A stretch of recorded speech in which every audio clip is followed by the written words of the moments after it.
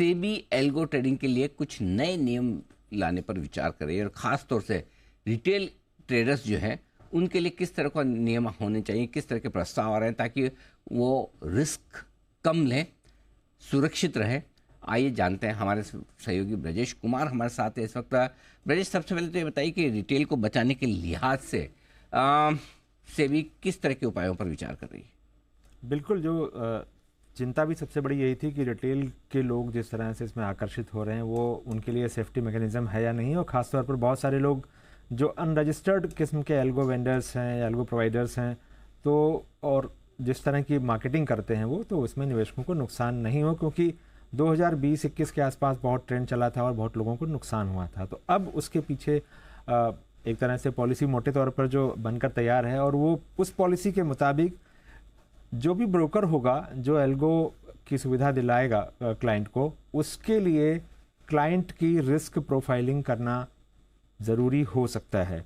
Risk profiling करने का मतलब ये हुआ कि उसकी पढ़ाई कितनी है, उसकी आय कितनी है, उसकी हैसियत कितनी है, ये सारी चीज़ों का एक पैमाना बन सकता है। साथ ही जो एक टाइम पर कितने तक के ऑर्डर उसको डालने की परमिशन होनी चाहिए, कितने वैल्यू तक की ऑर्डर की परमिशन होनी चाहिए, इसकी भी बाकायदा एक क्वांटिटी जो है वो लाई जा सकती है। ये भी होगा कि अगर तय सीमा से अधिक के ऑर्डर वो डाल रहा है रिटेल का क्लाइंट, तो स्ट्रेटजी जो भी होगी वो काम नहीं करे। इस तरह के नियम पर भी विचार चल रहा है।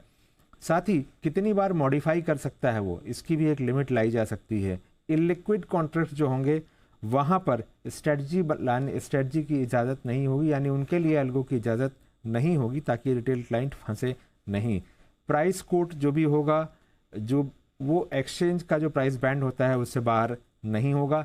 साथ ही कितनी स्पीड जो होगी ऑर्डर की, जिसको थ्रॉटल रेट कहते हैं, वो भी प्रति सेकंड 30 से अधिक का नहीं होना चाहिए। साथ ही ब्रोकर को इस बात की भी निगरानी करनी होगी कि ये जो ऑर्डर हैं उनमें कहीं कोई पैटर्न तो नहीं दिख रहा है, क्योंकि पैटर्न पर निगरानी इसलिए होगी क्योंकि ऐसा भी हो सकता है कि गारंटीड एश्योर्ड रिटर्न वाले जो तरीके होते हैं वहाँ पर कुछ क्लाइंट को बेचने का, कुछ क्लाइंट को खरीदने का, इस तरह का भी जो स्ट्रेटजी बनाकर दे सकते हैं। तो ये पैटर्न की भी निगरानी करना ब्रोकर का काम होगा।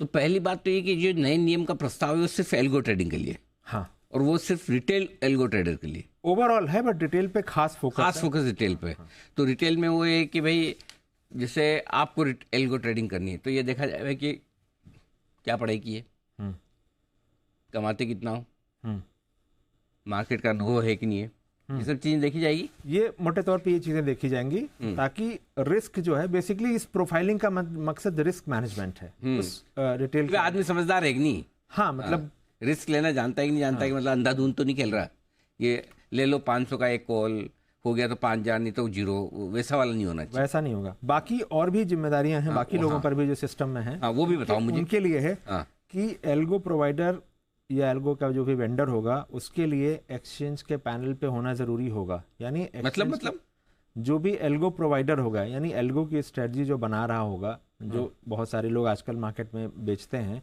तो उनके लिए जरूरी होगा कि वो एक्सचेंज में के पैनल में रजिस्टर्ड हो, एम्पैनलमेंट होना चाहिए।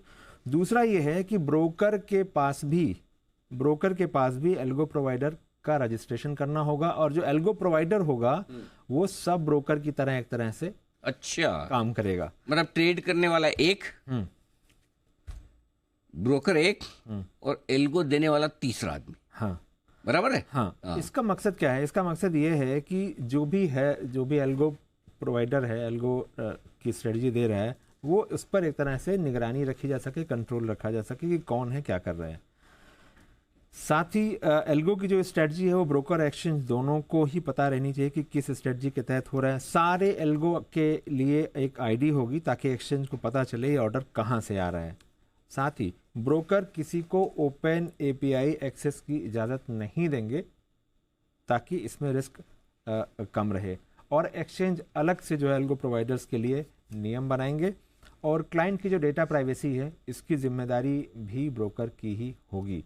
तो कुल मिलाकर के पर्पस ये है कि एल्गो का जो कामकाज है वो एकदम अनरजिस्टर्ड तरीके से ना चले। बहुत पॉपुलैरिटी हो रही थी, तो बहुत सारे ऐसे लोग आ रहे थे जो ना एक्सचेंज में रजिस्टर्ड थे, ना किसी ब्रोकर के यहाँ वो रजिस्टर्ड थे। तो अब मकसद ये है कि ये एक रेगुलेटेड दायरे में रहें। तो ये है पूरा का पूरा एक्शन एल्गो ट्रेडिंग को लेकर। ये अभी क्या प्रस्ताव है, अभी क्या क्या मतलब क्या स्टेटस है मोटे इनका? तौर पर ये यही होगा फाइनल? मोटे तौर पर फाइनल हो चुका है कि अच्छा, खाली आना ये बाकी है। चीज़ें, हाँ, इसमें अगर बहुत ज़्यादा आपको क्या लगता है ये सब करने से एल्गो का वॉल्यूम भी कम होगा? मकसद वॉल्यूम कम करने का है ही नहीं। नहीं, भले ही ना हो, हाँ, लेकिन इम्पैक्ट क्या होगा? इम्पैक्ट ये होगा कि सेफ होगा। अच्छा। हाँ, मकसद रेगुलेटर का, एक बात यहाँ साफ करना है, रेगुलेटर का बिल्कुल ये मकसद नहीं है कि ऐसे इनोवेटिव प्रोडक्ट ना मिले, सिर्फ बड़े इंस्टीट्यूशन ये इस्तेमाल करें, रिटेल को मौका नहीं मिले, ऐसा बिल्कुल नहीं है।